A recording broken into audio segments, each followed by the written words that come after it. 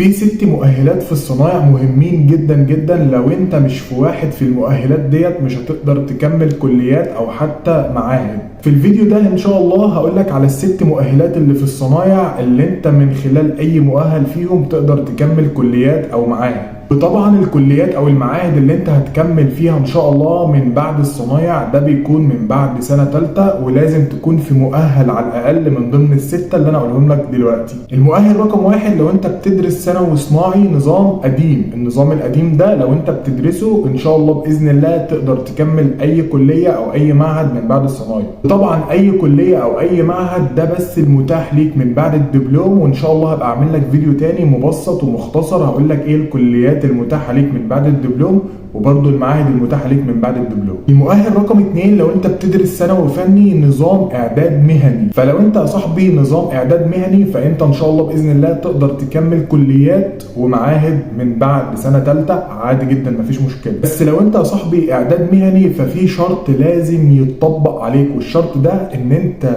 بتترشح للكليات او المعاهد بناء على مجموع المواد التحريرية بتاعتك. يعني المواد التحريريه اللي انت بتمتحنها تحريري هي دي اللي بتجمع لها التقدير بتاعك ومن خلالها بتترشح للكليات او المعاهد. يعني مجموع الشفوي واي مواد تانية غير المواد التحريريه ما بتبقاش مضافه ليك في النهايه في المجموع الكلي بتاعك. انما لو انت نظام اعداد مهني فانت تقدر تكمل كليات او معاهد من بعد سنه ثالثه مفيش مشكله. المؤهل رقم 3 لو انت بتدرس ثانوي صناعي نظام مطور. النظام المطور ده انت ان شاء الله باذن الله من بعد سنه ثالثه تقدر تكمل برضو كليات او معاهد. دلوقتي انا عايزك تركز معايا في اخر 3 مؤهلات، لان اخر 3 مؤهلات دول مهمين جدا جدا وقليل قوي لما بيكون في حد موجود في اي مؤهل منهم. المؤهل رقم 4 لو انت بتدرس دبلوم ضعاف السمع او التلامذة الصناعية او التعليم والتدريب المزدوج او التعليم التبادلي او المجمع التكنولوجي.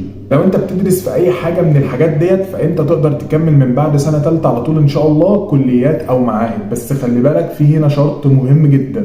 الشرط هنا هو ان انت بتترشح للكليات او المعاهد بناء على المجموع الكلي بتاعك، شامل بقى تحريري شامل شفوي ما الى ذلك. كل المواد بتاعتك متاحة ليك في التقدير الكلي بتاعك في الاخر. المؤهل رقم 5 لو انت بتدرس دبلوم معهد الساليزيان والدون بوسكو فانت تقدر ان شاء الله من خلالهم ان انت تكمل كليات او معاهد من بعد سنه ثالثه. وطبعا هنا مفيش اي شروط، انت بتتعامل زي بالظبط النظام القديم اللي انا قلت لك عليه في بدايه الفيديو خالص. المؤهل رقم 6 واخر حاجه لو انت بتدرس دبلوم تدريب شركه الاسكندريه بالترسانه فانت تقدر ان شاء الله من خلالها ان انت تدخل كليات او معاهد من بعد سنه ثالثه، ولكن بشرط ان انت بتترشح للكليات ديت او المعاهد عن طريق النسبه المئويه بتاعتك اللي موجوده في الشهاده بتاعه التخرج بتاعك من المدرسه.